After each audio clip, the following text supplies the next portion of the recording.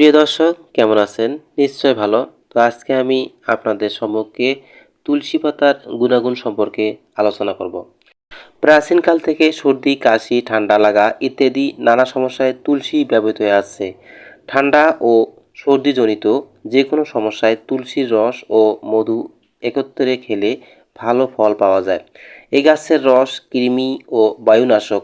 ওষুধ হিসেবে এই গাছের ব্যবহার্য অংশ হলো এর রস, পাতা এবং বীজ।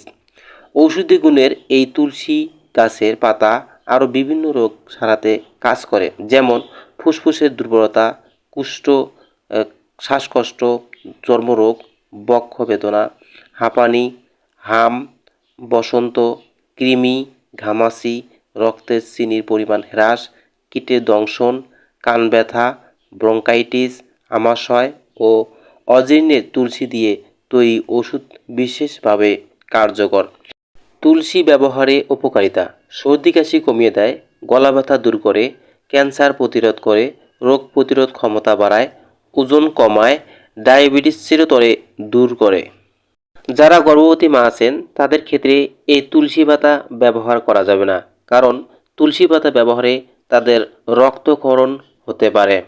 শীতকালে প্রায় মানুষেরই ঠান্ডা, কাশি, সর্দি, অ্যাজমা, হাঁপানি দৌরাত্ম বেশি। তাই আপনি 4 থেকে 5টি তুলসী পাতা তুলে ভালো করে ধুয়ে চাবিয়ে অথবা পিষে সকালে খালি পেটে খাবেন। এভাবে 5 থেকে 7 দিন খেলেই আপনার রোগ সম্পূর্ণভাবে সমাধান হবে। প্রিয় দর্শক, এই তুলসী পাতার গুণাগুণ সম্পর্কে নিজেও জানবেন এবং অপরকেও জানাবেন।